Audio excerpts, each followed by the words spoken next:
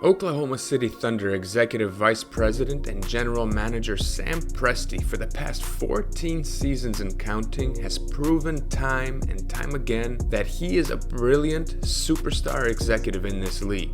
Presti has made brilliant moves and of course has had hiccups along the way, but always finds a way to get himself and the Thunder out from under those hiccups, looking even smarter than before. He has put the Thunder in an amazing position to build a proper foundation, arming the franchise with a crazy rich treasure trove of draft picks and promising young prospects that he can build with to ensure the Thunder's long-term success. In this video, we will do an in-depth breakdown on how Sam Presti at just 30 years of age became the second youngest GM in NBA history when he was hired by the Seattle Supersonics that, of course, as we all know, became the Oklahoma City Thunder. We will also discuss Presti's skills as a talent evaluator, his trade record, and his ability to extract maximum value. We will also touch on Presti's blunders. After all, no NBA executive's record is clean. Additionally, we will go over what I believe is Sam Presti's masterpiece Magnum opus, how he has the OKC Thunder positioned for success, and why I believe he has a second chance to build a dynasty after his first attempt slipped through his fingers. But before we get into it, if you enjoyed this video, subscribe, turn on the bell notifications so I could keep getting fresh new content out to you, and hit that like button as it's a massive help to my channel. Also, feel free to comment down below on your thoughts on Presti and who you think is the best executive in the NBA. I do try and respond to everyone the first week the video is up. Okay, let's jump right in. Even though Sam Presti never actually played in the NBA, he did play ball at Emerson College and was even the team captain his junior and senior year. When a teammate of his got hurt and strongly considered quitting, Presti talked him out of it. Turns out that player's father was the superintendent of schools in Aspen, Colorado, and San Antonio Spurs head coach Greg Popovich and GM R.C. Buford ran a basketball camp there every summer. They were in need of one more camp counselor, and because Sam Presti helped his son, that superintendent reached out to Presti about the position. Sam Presti, of course, accepted the job, and on his final day convinced Buford to take him on as an intern for the San Antonio Spurs on a $250 a month salary. Before too long, Presti began leaving quite an impression on Greg Popovich, R.C. Buford, and the rest of the Spurs organization with his thoughtful and methodical approach. At first, he was tasked with low-level duties that at times weren't even basketball related. But before he knew it, he was quickly promoted up the ranks with the Spurs, eventually becoming assistant general manager. He immediately started utilizing his skills as a talent evaluator, proving his worth to the team. Presti zeroed in on a point guard from France who had a horrible workout for the team. But nevertheless, he didn't lose confidence in the young, unproven, skinny point guard by the name of Tony Parker, and persuaded Buford to give Parker a second chance by bringing him in for a second workout. The Spurs ended up drafting Parker with a final pick of the first round, and we of course know how that turned out. Tony Parker even shouted out Sam Presti in addition to R.C. Buford for giving him a second chance after his lackluster first workout. When the Seattle Supersonics were looking for a new general manager, team owner Clay Bennett, who had been a partner in the Spurs, interviewed Presti and ultimately hired him. Bennett had so much confidence in the 30-year-old that he even demoted Lenny Wilkins, who was the team president at the time, to ensure that Presti had full basketball decision-making power. He became by far the youngest general manager in the league and the second youngest in basketball history behind Jerry Colangelo, who was 28 when the Suns hired him way back in 1968. Presti wasted no time. Armed with the second pick in the 2007 draft, he decided to tear it all down and shipped fan-favorite Ray Allen to the Boston Celtics for the fourth pick in that year's draft, as well as Rashard Lewis to Orlando for a key trade exception that we will get into later. He was determined to position the franchise for long-term success. Sam Presti's very first pick, just a few weeks after being hired, was future MVP Kevin Durant. Just 1 year later, he displayed his brilliance as a talent evaluator by drafting another future MVP in Russell Westbrook with a fourth pick, despite many in the media saying Presti was reaching by drafting him so high. He also picked up a steal with a 24th pick by drafting defensive stalwart Serge Ibaka. In year 3, he struck gold yet again when he selected James Harden with a third pick, another future MVP. There has never been a more impressive 3-year lottery run than the one Sam Presti had, drafting 3 future MVPs in 3 consecutive years. Now, overall, Sam Presti's draft record isn't of course perfect, but it's one of the better draft records in the league. Within only 3 seasons, Presti managed to build the Thunder from a lottery team to a 50-win playoff squad that would go on to make the NBA Finals just 2 seasons after that. They were obviously ahead of schedule, and much of that was attributed to Presti's skills as a talent evaluator. Another huge reason the Thunder have been able to stay competitive for well over a decade now is the fact that Presti almost always manages to extract absolute maximum value in every trade he completes. There have been a lot of very interesting and effective trades in Sam Presti's tenure with the Thunder, but I'm gonna zero in on the ones I believe were his most important and best examples of Presti extracting value. In 2007, after Presti was freshly hired by the Sonics, one of his first big moves was trading Rashard Lewis to the Orlando Magic for a $9 million trade exception. By that point in time, Lewis had spent all his 9 seasons with the Sonics and was in the thick of his prime. He was a consistent 20-point scorer and threat from the 3-point line. Set to hit free agency, Lewis was ready for a big payday, likely the max contract of 6 years and $110 million, which was an enormous amount back then, considering the salary cap was practically half of what it is today. That just simply wasn't the timeline that the Sonics were on, so they traded him away to the Orlando Magic, who would then have the advantage of re-signing Lewis in free agency by being able to offer up an extra year in his contract. Presti almost immediately flipped that $9 million trade exception to the Phoenix Suns in exchange for Kurt Thomas and 2 first-round draft picks. He took advantage of the Suns, who were desperate to get under the luxury tax. Presti would go on to select Serge Ibaka with one of those picks, who after 7 seasons would himself be flipped to the Orlando Magic for Victor Oladipo, Ersan Ilyasova, and draft rights to Domantas Sabonis. This trade was a complete failure for the Magic, who in only half a season ended up shipping Ibaka to the Raptors before the trade deadline. This trade ended up costing the Orlando Magic executive and former Sam Presti apprentice Rob Hennigan his job, considering he got absolutely fleeced by his mentor.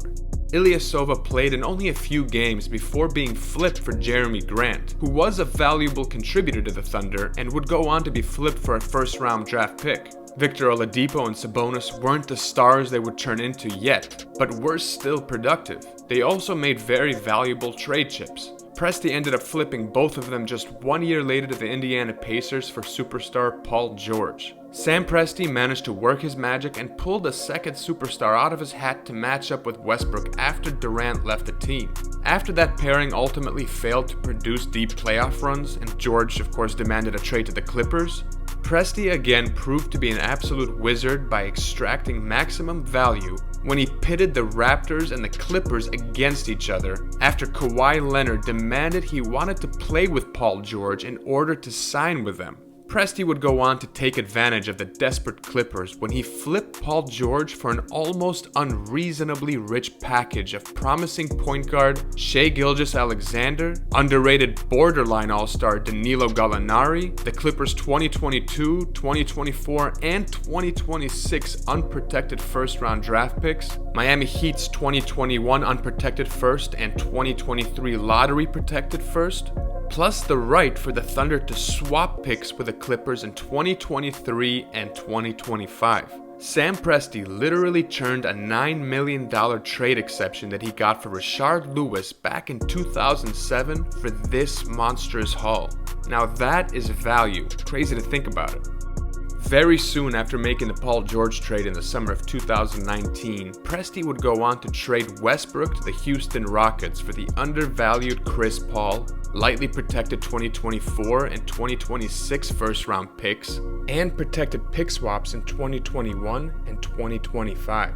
As we all know, Presti didn't rush to then move on and flip CP3. He let him rehabilitate his value around the league for 1 season, all the while not prematurely breaking up a Thunder team that was massively outperforming expectations. Only after the season finished he would go on to flip CP3 to the Suns for even more assets, including the Suns' 2020 second first-round pick, and Kelly Oubre Jr., who would then be flipped to the Warriors for a protected 2021 first-round pick. Presti essentially turned Westbrook, a 31-year-old point guard with an albatross contract and whose game depends on his athleticism, into 4 first-round draft picks and 2 pick swaps. Truly amazing. Within roughly a week of getting that phone call that Paul George was requesting a trade, Presti went from having his back against the wall to executing what I believe will prove to be his masterpiece magnum opus by transforming Paul George and Westbrook into a future All-Star in Shai Gilgeous-Alexander, 8 future first-round draft picks, and 4 pick swaps. Kawhi Leonard and Paul George will be 34 years old by the time Presti uses the Clippers' 2024 unprotected pick, and 36 years old by the time he uses the 2026 unprotected pick.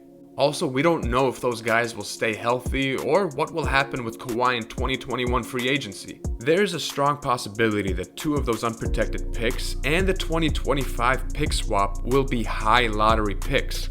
Also, the 2 Rockets picks Presti acquired for Westbrook are only protected 1 through 4. The Houston Rockets' future at the moment is looking real murky, and those lightly protected picks and pick swaps could very well also be lottery picks by that time.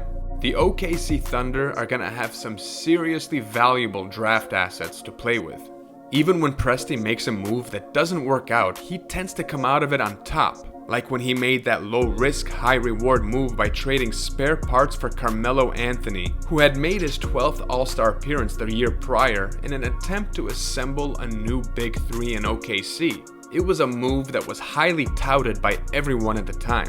When Melo failed to mesh with the team, Presti simply pulled another magic trick and poof, turned an undesirable Melo into a very productive Dennis Schroeder, who himself would later be flipped for more assets. Now look, you guys know I wasn't gonna do a Sam Presti video without talking about the biggest blemish of his career. The Thunder, being a small market team, found themselves in a financial dilemma after signing Durant, Westbrook, and Ibaka to contract extensions. James Harden was looking to sign a max contract extension, but the Thunder decided they could only offer him a near max extension. $5 million across the entirety of the contract was the disparity. That's it. And as we all know, Presti ended up trading him away to the Houston Rockets for Kevin Martin, Jeremy Lamb, and 2 first-round draft picks. It was a disastrous trade that extracted very little value, considering we all know how Harden blossomed. The writing was on the wall on the player he would eventually become. And by the way, the whole thing could have been salvaged if Presti used that 12th pick he acquired from the Rockets in the 2013 draft to select Giannis Antetokounmpo instead of Steven Adams. Even though Adams was a nice player for the Thunder and a tiny silver lining, they missed out on a generational superstar and future MVP that would have erased any criticism from that horrible James Harden trade. But to be fair, we all know that drafting players is an inexact science and requires as much luck as it does skills at evaluating talent. 14 other teams are kicking themselves for not selecting Giannis because they thought he had tremendous bust potential and didn't want to risk drafting him. It's crazy to think that one of the worst trades in NBA history came at the hands of such a talented executive. But I don't think that Presti deserves 100% of the blame here. OKC Thunder owner Clay Bennett forced Presti's hand by telling him that he couldn't pay the luxury tax by paying the salary that Harden rightfully demanded. Presti tried to convince him but failed to do so. But part of an executive's job is to try and sell an owner on what is right for the team. Also, just a year earlier, Presti made a mistake of prioritizing giving Serge Ibaka a contract extension, knowing he would be faced with this predicament. He had decided that Ibaka on a cheaper 4-year extension was more valuable and a better fit than Harden on the max. That was obviously a mistake, but perhaps he felt that he would be able to persuade Thunder ownership to not be so cheap down the line. They let a dynasty slip right through their fingers and they know it. Clay Bennett, it seems, has learned his lesson and has now started paying up whenever Presti demands it.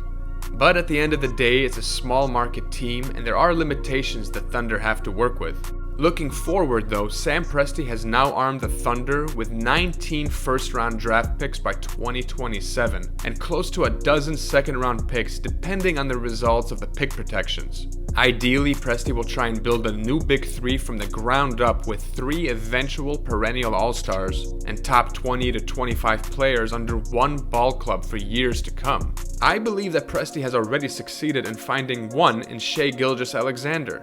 He is already knocking at the door at just 22 years old and will undoubtedly be a top 20 player as he enters his prime.